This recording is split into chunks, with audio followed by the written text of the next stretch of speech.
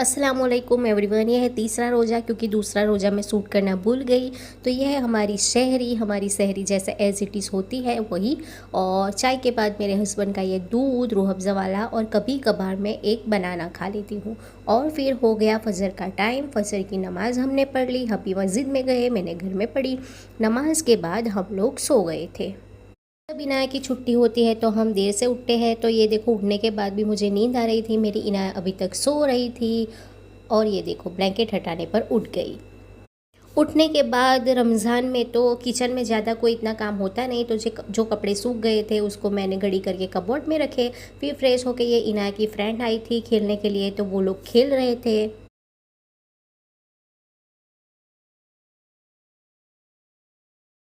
फिर हो गया था ज़ोहर का टाइम, मैंने नमाज़ पढ़ ली और फिर कुरान शरीफ पढ़ने बैठी। उसके बाद इनाया का 2 बजे मदरसा का टाइम हो गया, तो वो चली गई मदरसा।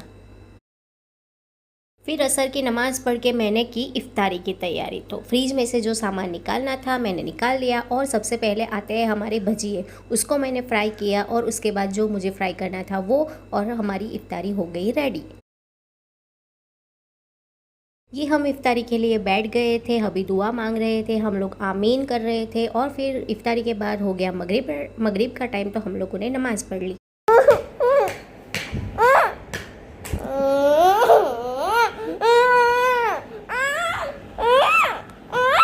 इनाया के साथ मस्ती करने के बाद हमने ईशा की नमाज़ पढ़ी। इनाया ने भी अल्हम्दुलिल्लाह 17 रकात मेरे साथ पढ़ी थी। उसके बाद मैंने कुरान शरीफ पढ़ा। और भी रात हो गई थी, इनाया बोर हो रही थी, तो हमने बैडमिंटन खेला, सॉरी फुल रैकेट खेला। और फिर इनाया को फुल रैकेट खेला, बहुत सारी मस्ती की। और इनाया को लग गई थी वापस से 11 साढ़े 11 बजे भूख। आवा दे। बहुत भूख लगी थी, तो मैंने उसे फिर पिस्ता दे दिया, तो वो बैठे बैठे पिस्ता खा रही थी। पिस्ता खाने के बाद हम लोग सो गए थे। यही था हमारा आज का दिन। मिलते हैं नेक्स्ट वीडियो में, तब तक के लिए अल्लाह हाफिज़।